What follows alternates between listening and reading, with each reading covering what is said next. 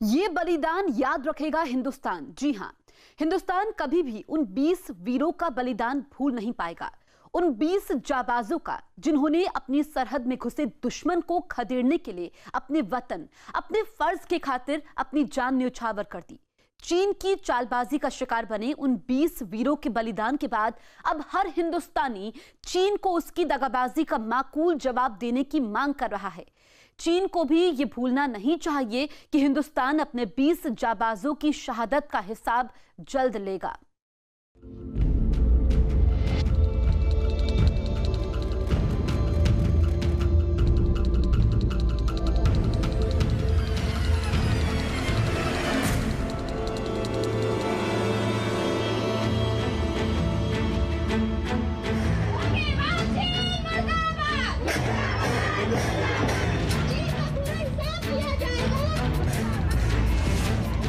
ये गुस्सा, ये आक्रोश, ये नारेबाजी चीन की उस दगाबाजी के खिलाफ जिसकी कीमत हमारे 20 जांबाजों ने अपनी जान देकर चुकाई है।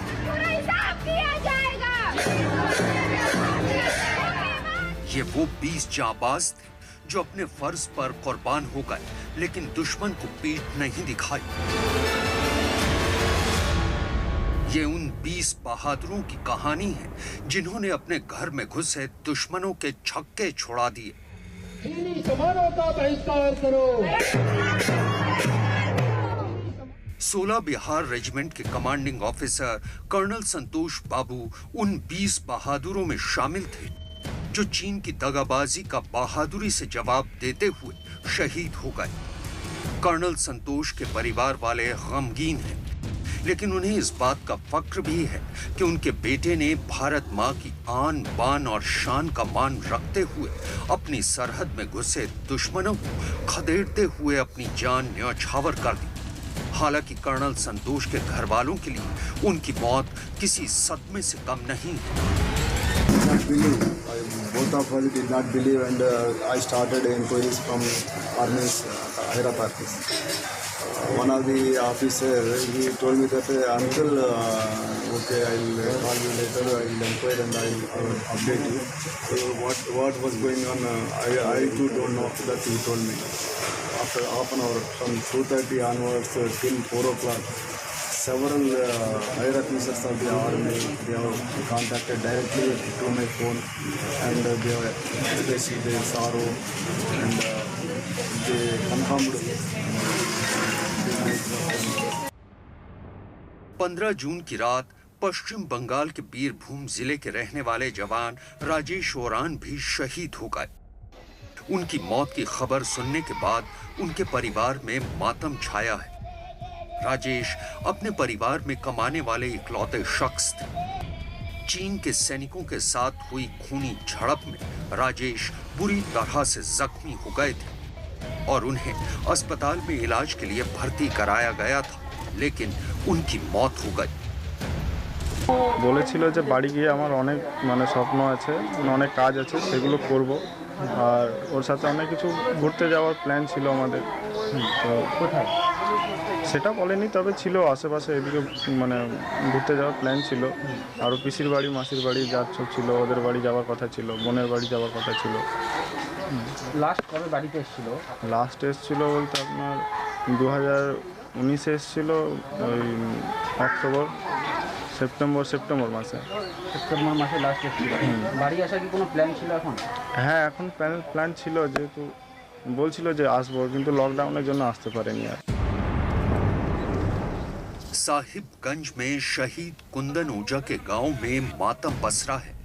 कुंदन भी शहीद होने वाले उन 20 जांबाजों में शामिल थे जो चीन की चालबाजी का शिकार हुए। कुंदन की शादी को 2 ही साल हुए थे और उनका 17 महीने का एक बेटा भी है। कुंदन के परिवार वालों का कहना है कि उन्हें गर्व है कि उनका बेटा देश के लिए शहीद हुआ है और अब वो चाहते हैं कि भारत चीन की इस चालबाजी का उसे माकूल जवाब दे। चीन के धोखे का शिकार हिमाचल प्रदेश के अंकुर ठाकुर भी बने। अंकुर की भी इस हिंसक झड़प में मौत हो गई। अंकुर महज 21 साल के थे। 15 जून की रात को भारत के 20 जांबाज चीन की चालबाजी का शिकार बने, लेकिन उनके प्रतिशोध की ज्वाला में अब हर हिंदुस्तानी जल रहा है। हर किसी के दिल में एक ही आरजू है कि चीन को उसकी कायरतापूर्ण चालबाजी का जवाब मिलना ही चाहिए। आलम यह है कि देश के कोने कोने में लोग अब चीन के खिलाफ विरोध प्रदर्शन कर रहे हैं। 15 जून को रची चीन की साजिश पूरी दुनिया के सामने बेनकाब हो चुकी है। दरअसल ये चीन के उस प्लान का हिस्सा है जिसकी आड़ में वो दुनिया का ध्यान भटकाकर दुनिया भर में कोरोना वायरस फैलाने की गुनाह को छिपाने की फिराक में है। लेकिन जिस तरह भारत के उन 20 जाबाजों ने उसे मुंहतोड़ जवाब दिया है, उसे देखकर अब चीन की बोलती बंद है। 按计划开始星火一体打击。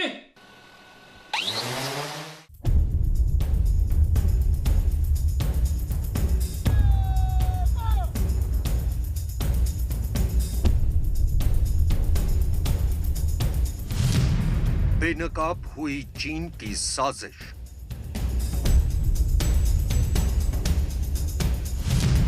गलवान घाटी पर कब्जा करना चाहता है चीन।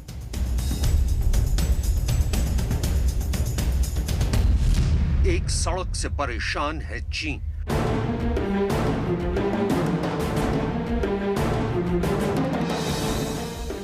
सामने आया चीन का धोखा।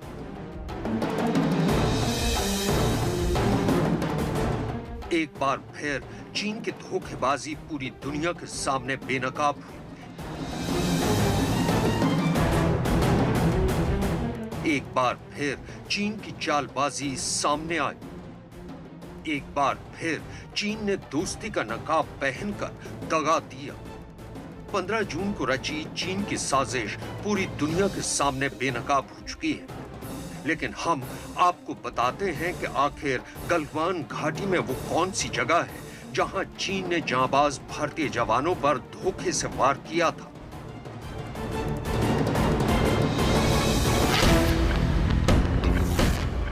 गलवान घाटी लद्दाख और अक्साई चिन के बीच भारत चीन सीमा के नजदीक स्थित है। यहां पर LAC यानी line of actual control Aksai Chin को भारत से अलग करती है। इसी गलवान घाटी में पॉइंट 14 है जहां गलवान और श्योक नदियां मिलती हैं। पॉइंट 14 ही चीन और भारत के बीच विवाद की वजह बना है। दरअसल चीन की सेना ने LAC को पार कर पॉइंट 14 के पास दखल देना शुरू कर दिया था। 6 जून के बाद भारत और चीन के बीच इस मसले पर कई बार बात हुई। चीन सेना ने पीछे हटने की बात भी कही, लेकिन अपनी आदत से मजबूर चीन ने एक बार फिर धोखा दिया। अब सवाल ये उठता है कि गलवान घाटी में ऐसा क्या है कि चीन लगातार इस इलाके में घुसपैठ करने की कोशिश कर रहा है। दरअसल गलवान घाटी में भारत लकड़ी के पुराने पुल की जगह कंक्रीट का नया पुल बना रहा है। ये पुल भारत चीन के बीच LAC से 7 किलोमीटर के फासले पर है, जबकि चीन लद्दाख में ज्यादातर इलाके में LAC को नहीं मानता। यही वजह है कि भारत की ओर बनाए जा रहे कंक्रीट के पुल पर चीन को ऐतराज है। भारत चीन के ऐतराज के बाद भी इस इलाके में सड़क और पुल बनाने का काम जारी रखे हुए है। ये बात इतनी जल्दी तो भी सॉल्व होने वाली नहीं है, क्योंकि और गुंजलदार हो गई है। चाइना जो है वो गलवान वैली को भी जो है अपने कब्जे में लेने में उत्सुक है और ये नहीं चाहता कि वो इससे पीछे हटे, और जो वादे भी किए हुए हैं उनसे भी मुकर रहा है और हमारी टेरिटरी को ऑक्यूपाई किए हुए है, जिसको वो खाली करना उसका बहुत जरूरी है। लेकिन एक पुल ही नहीं बल्कि एक वजह और भी है जिससे चीन परेशान है। गलवान घाटी के मुहाने पर ही पेट्रोल पॉइंट 14 है। ये वो जगह है जहां भारत और चीन की सेनाएं एक दूसरे से मिलती हैं, बैठकें करती है। इस इलाके में गलवान नदी बहती है, जिसे सिंधु नदी का हिस्सा माना जाता है। लेकिन गलवान घाटी से होकर गुजरने वाली भारतीय सड़क चीन की आंखों में कांटे की तरह चुभ रही है। आपको मैप के जरिए दिखाते हैं कि गलवान घाटी में पुल के अलावा ये सड़क भारत के लिए कितनी अहम है और इस सड़क से चीन इतना खौफ क्यों खाता है। दरअसल लेह से दौलत बेग ओल्डी तक भारत की 323 किलोमीटर लंबी सड़क है जो गलवान घाटी से होकर गुजरती है। इसे DSDBO रोड कहा जाता है, जिससे भारतीय सेना अपनी पोस्ट तक आती जाती है। इसी सड़क के जरिए सियाचिन ग्लेशियर तक सेना को रसद भी भेजी जाती है। इस सड़क पर गलवान घाटी के पास ITBP की 2 पोस्ट भी हैं। लिहाजा इस सड़क को बाधित करने के लिए चीन ने गलवान में अपने सैनिकों की तादाद बढ़ाई। चीन ने गलवान में मौजूद विवाद के केंद्र तक साल 2016 में ही एक पक्की सड़क बना ली थी। इस पक्की सड़क के जरिए चीन हथियार और सैनिकों को यहां भेजता रहा। इसके अलावा चीन ने गलवान नदी की घाटी में छोटी छोटी चौकियां भी बना ली।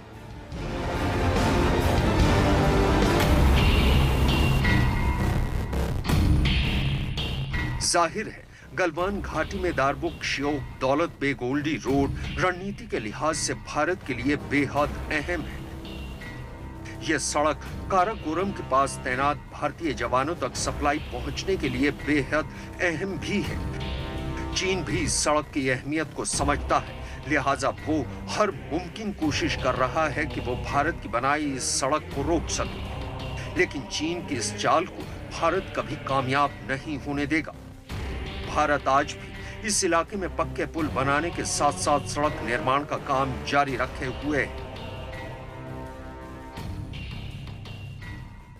हिंदुस्तान का वर्चस्व और हिंदुस्तान की जो साख है पूरी दुनिया में जिस प्रकार से वो बढ़ रही है, जिस प्रकार से G7 में शामिल होने का न्योता मिलता है, जिस प्रकार से दुनिया हिंदुस्तान में इन्वेस्टमेंट करने के लिए आतुर है कोविड-19 के हालातों की वजह से, तो मेरे ख्याल से ये सब चीजों की चलते चीनी बौखला गए हैं।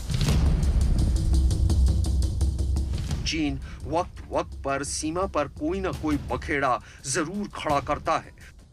2017 में डोकलाम में हुआ विवाद चीन की करतूत की एक मिसाल है, लेकिन इस बार चीन ने जो किया है वो शर्मनाक है और उसकी दगाबाजी की पोल पूरी दुनिया के सामने खुल चुकी है।